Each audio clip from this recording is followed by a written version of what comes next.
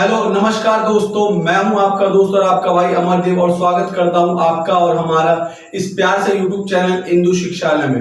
तो दोस्तों, पिछले लेक्चर में हमने किया था एक्सरसाइज 1.4। आज के इस वीडियो लेक्चर में हम सीखेंगे पावर और एक्सपोनेंट के बेसिक कॉन्सेप्ट को, ताकि हम नेक्स्ट एक्सरसाइज 1.5 को कर सके। तो चलिए आइए स्टूडेंट्स, ले लीजिए कॉपी और पेन हाथों में और मेरे साथ सीखिए पावर एंड एक्सपोनेंट के बेसिक कॉन्सेप्ट।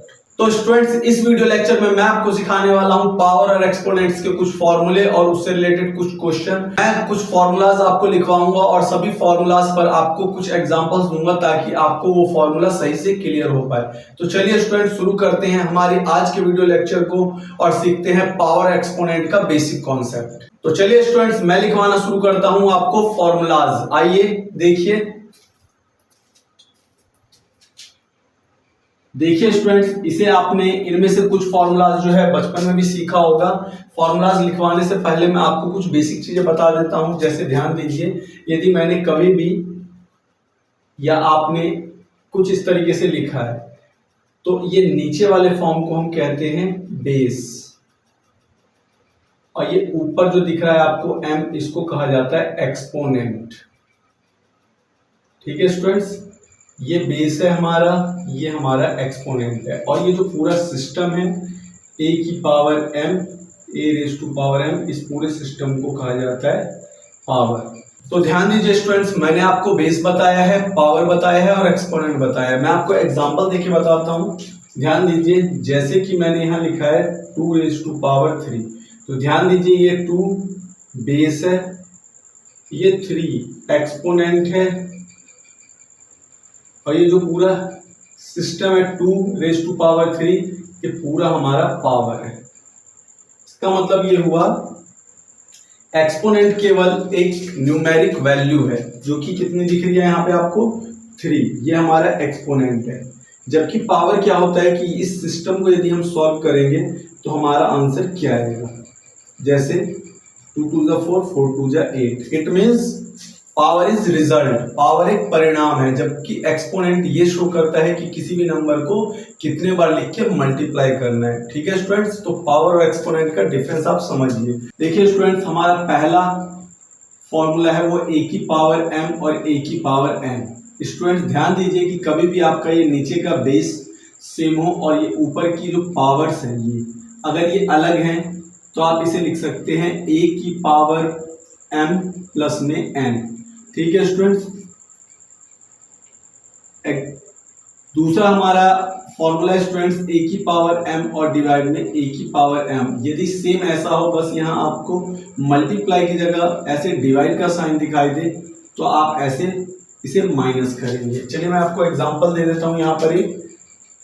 जैसे यहाँ 2 रेज़ टू पावर 3 है, मल्टीप्लाई 2 रेज़ टू पावर 4 है, तो ध्यान दीजिए ये बेस सेम है, तो आप इनके पावर्स को केवल ऐसे ऐड कर देंगे, तो 3 और 4 कितना आ जाएगा स्टूडेंट, 2 रेज़ टू पावर 7, यही हमारा आंसर है।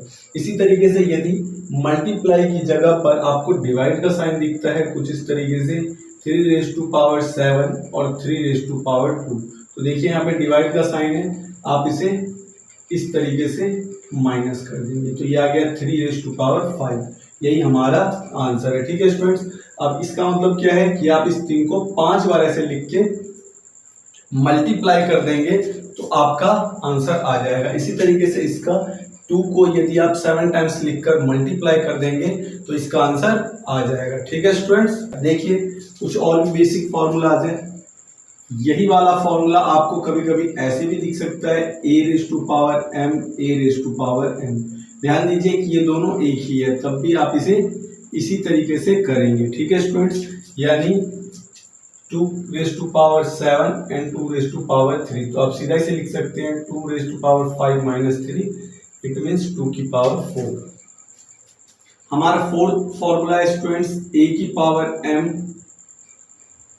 की पावर n। तो आप जब भी ऐसे पावर के ऊपर पावर आपको दिखाई दे, डबल पावर या उससे भी ज़्यादा पावर, तो ध्यान दीजिए कि पावर के ऊपर पावर को हम इस तरीके से मल्टीप्लाई कर देते हैं। ठीक है स्टूडेंट्स, ध्यान रखना है आपको। हमारा पांचवा फॉर्मूला है, अगर कभी किसी की पावर 0 होती है तो उसकी वैल्यू 1 होती है स्टूडेंट्स, या फिर किसी की पावर 1 हो तो हमारा वही मान या वही वैल्यू आ जाता है। चलिए मैं आपको एग्जांपल देता हूँ इन दो फॉर्मूलाज के। जैसे ध्यान दीजिए, ये 2⁻³ है और ये उसके ऊपर भी पावर 2 है। इस तरीके से इस फॉर्मूले पे मैंने आपको बताया है ये।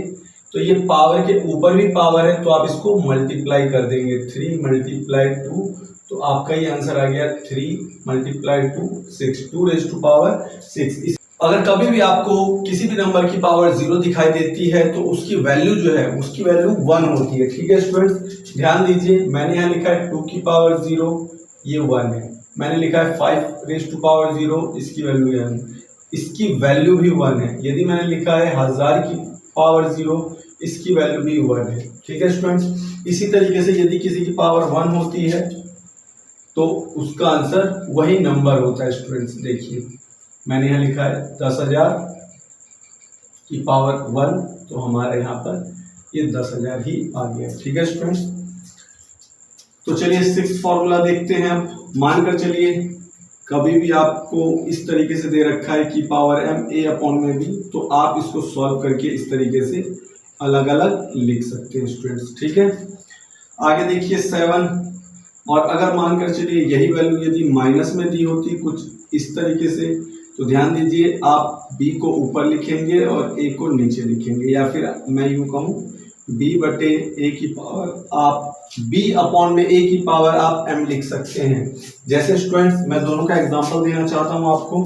यदि आपके पास है 3/5 की पावर 2, तो आप इसे ऐसे लिख सकते हैं 3⁻², और ये अपॉन में 5 है, इसकी पावर भी 2 हो जाएगी। ठीक है स्टूडेंट, इस तरीके से आप इसे लिख सकते हैं। इसी तरीके से ये देख लीजिए कि यदि माइनस में होता ये 3/5 की पावर -2, तो आप इसे कैसे लिखते हैं? देखिए स्टूडेंट्स, नीचे वाली वैल्यू जो है b ऊपर चली गई है और a जो है वो नीचे आ गई, तो आप इसे लिख सकते हैं 5/3 की पावर 2।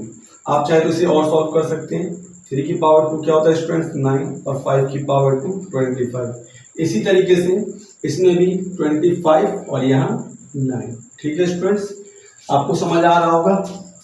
देखिए स्टूडेंट्स, अगला क्वेश्चन या अगला फॉर्मूला a की पावर -m। ध्यान दीजिए, अगर कभी भी किसी की पावर माइनस में होती है तो हम उसे 1 के अपॉन में कर देंगे तो वो पॉजिटिव में हो जाएगी। या आप इसका अपोजिट फॉर्मूला भी ले सकते हैं कि यदि किसी की वैल्यू इस तरीके से प्लस में है तो ये ऊपर जाके माइनस में हो जाएगी, और यदि माइनस में है तो ये ऊपर जाके प्लस में हो जाएगी। तो चलिए स्टूडेंट्स इसका एग्जांपल लेते हैं। देखिए, यदि मैंने यहाँ लिखा है 1/2⁵, तो ध्यान दीजिए अपॉन में है और आप इसको ऊपर लेके आते हैं तो ये 2 की पावर -5 हो जाएगा। इसी तरीके से अगर मानकर चलिए कि कोई इस तरीके से नेगेटिव में है और आप उसे ऐसे पॉजिटिव में अपॉन में लाते हैं तो ये पॉजिटिव में हो जाएगा, और यदि कोई इसी तरीके से पॉजिटिव में है तो ये अपॉन में आके साइन चेंज कर देगा, माइनस का हो जाएगा। ठीक है स्टूडेंट्स, जो यहाँ साइन होगा 1 के अपॉन में जाने पर वो साइन चेंज कर देगा। आपको शायद पता भी होगा,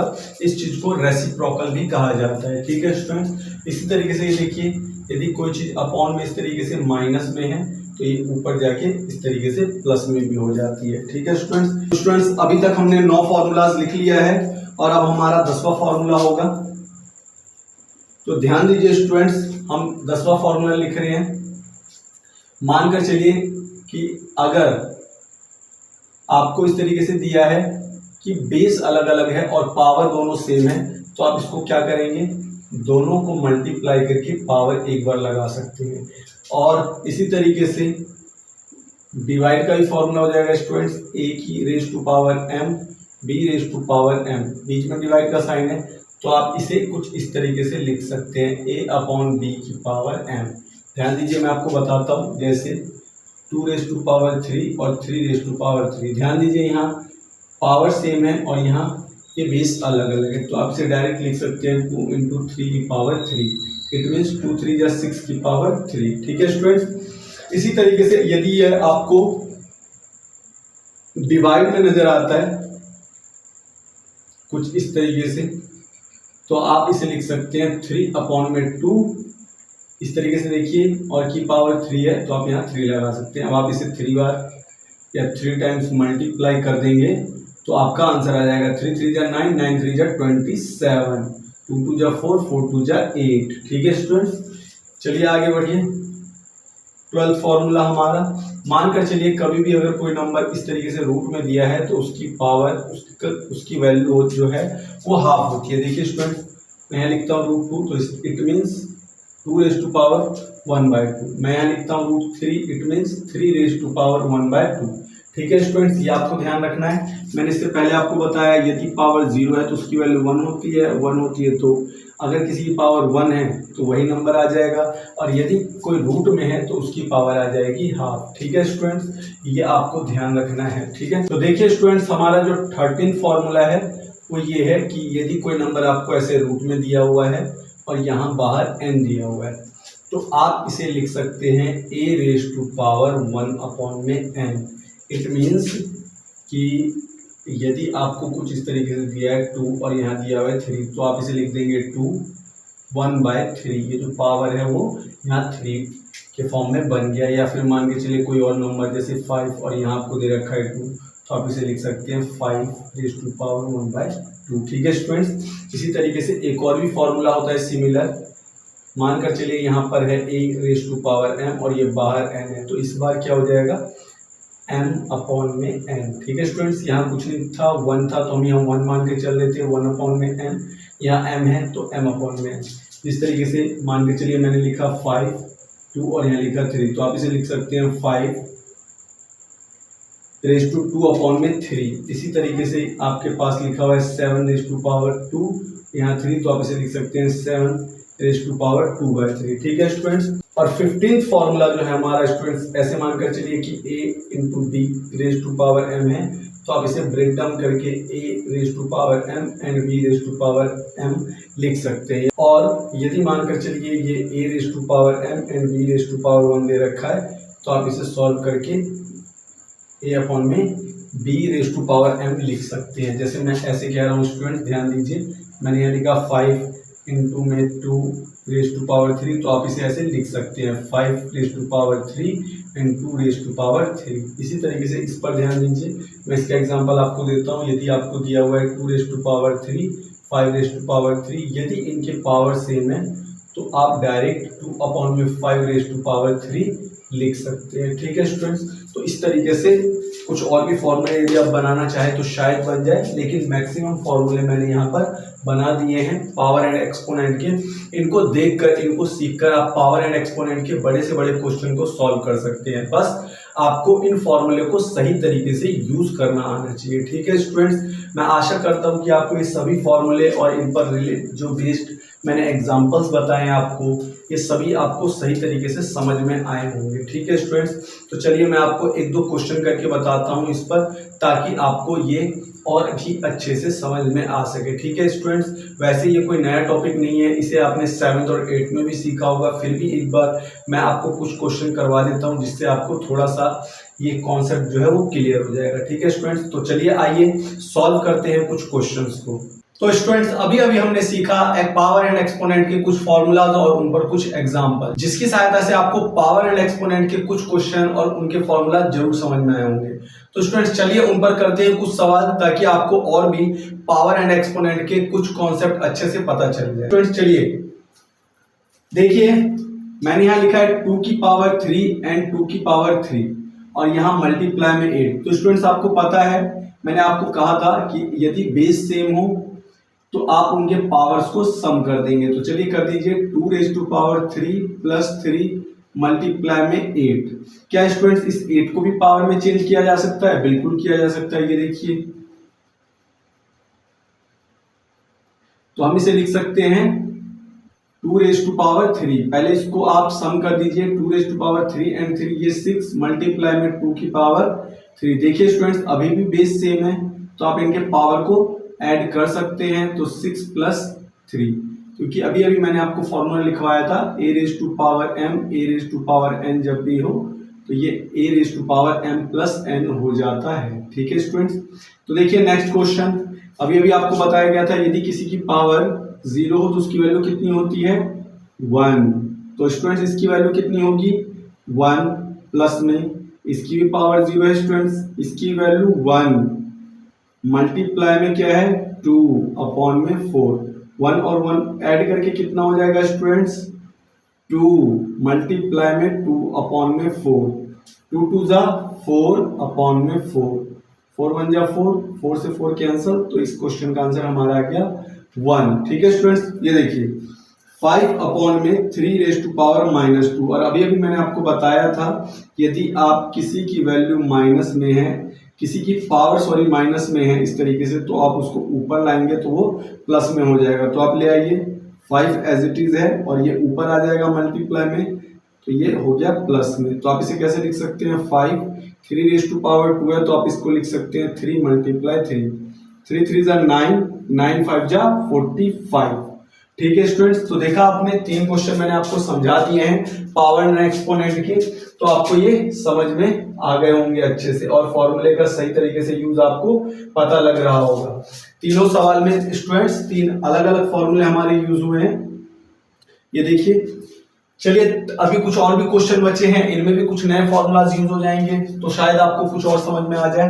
तो चलिए स्टूडेंट्स देखते हैं यहाँ देखिए यहाँ है 3 रेज टू पावर 2 और यहाँ है 3 रेज टू पावर 5। अगर इस तरीके से कभी आपको क्वेश्चन दिखते हैं स्टूडेंट्स तो आप कुछ कैंसिल भी कर सकते हैं। जैसे देखिए यहाँ पावर 2 है यहाँ 5 है यदि आप इसे कैंसिल कर देंगे तो ये 3 बच जाएगा और यहाँ 2 बार था 2 टाइम्स था ये 3 तो ये कट गया। इसी तरीके से यहाँ 2 4 टाइम्स है और यहाँ 2 टाइम्स है तो यहाँ 4 टाइम्स और यहाँ 2 टाइम्स है तो ये 2 टाइम्स कट के 2 टाइम्स बच जाएगा। अब आपके पास क्या बचा 2 रेज टू पावर 2 और यहाँ क्या बचा 3 रेज टू पावर 3। अब आप 2 को 2 टाइम्स और 3 को 3 टाइम्स मल्टीप्लाई कर दीजिए 2 2 जा 4 3 3 जा 9 3 जा 27 तो ये स्टूडेंट हमारा आंसर आ गया। अच्छा ये देखिए 3 अपॉन में 4 रेज टू पावर 3 4 अपॉन में 3 रेज टू पावर 3। ध्यान दीजिए ये बेस दोनों के सेम है और मैंने भी आपको एक फॉर्मूला बताया था कि यदि दो नंबर अलग अलग हो इस तरीके से a raise to power m and b raise to power m base यदि अलग भी है लेकिन यदि पावर सेम है तो आप इसको डायरेक्ट a मल्टीप्लाई b की पावर m लिख सकते हैं। इट मीन्स हम इनको मल्टीप्लाई कर दे आपस में 3 अपॉन में 4 मल्टीप्लाई 4 अपॉन में 3 रेज टू पावर 3 है। देखिए 3 से 3 कैंसल 4 से 4 कैंसल सब कुछ खत्म हो गया तो यहाँ बचा 1 रेज टू पावर 3 और 1 को तो आप कितने टाइम्स भी मल्टीप्लाई करें 1 ही आएगा। तो स्टूडेंट इस क्वेश्चन का आंसर हमारा क्या आ गया 1। ठीक है स्टूडेंट्स देखिए नेक्स्ट क्वेश्चन है हमारा। इस क्वेश्चन को आपको सॉल्व करना है तो इसको भी आप सॉल्व करेंगे और मुझे इसका आंसर कमेंट में बताएंगे। ठीक है स्टूडेंट्स मैं ये क्वेश्चन करवाता हूँ एक क्वेश्चन आपको मुझे सॉल्व करके दिखाना है। इस क्वेश्चन को आपको मुझे सॉल्व करके कमेंट में बताना है कि इसका आंसर कितना आएगा। ठीक है स्टूडेंट्स तो चलिए नेक्स्ट क्वेश्चन की तरफ चलते हैं। ये देखिए फिर से हमारे पास कॉम्प्लेक्स क्वेश्चन आ गया रूट में।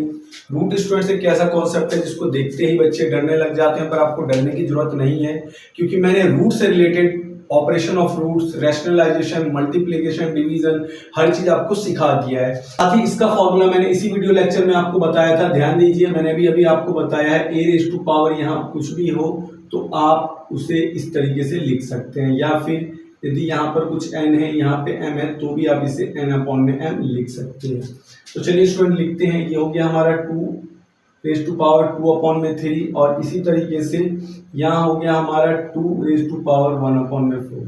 ठीक है स्टूडेंट देखिए यहाँ पे एक और फॉर्मूला अप्लाई होगा बेस सेम तो इनके पावर्स को सम कर देंगे। तो चलिए कर दीजिए मैं इस फॉर्मूले की बात कर रहा हूँ students a raise to power m plus m। ठीक है तो ये आ गया 2 अपॉन में 3 प्लस में 1 अपॉन में 4 तो 2 इनको सम कीजिए 4 3 जा 12 4 2 जा 8 3 1 जा 3 तो ये स्टूडेंट्स आ गया 11 अपॉन में 12। ठीक है चलिए इसे सॉल्व करते हैं। ये देखिए 4 रेज टू पावर 3 है 5 रेज टू पावर 3 है और मैंने अभी आपको बताया था यदि पावर सेम हो तो आप इसको इस तरीके से भी लिख सकते हैं। ठीक है स्टूडेंट्स ध्यान दीजिए मैं इधर बताता हूँ आपको।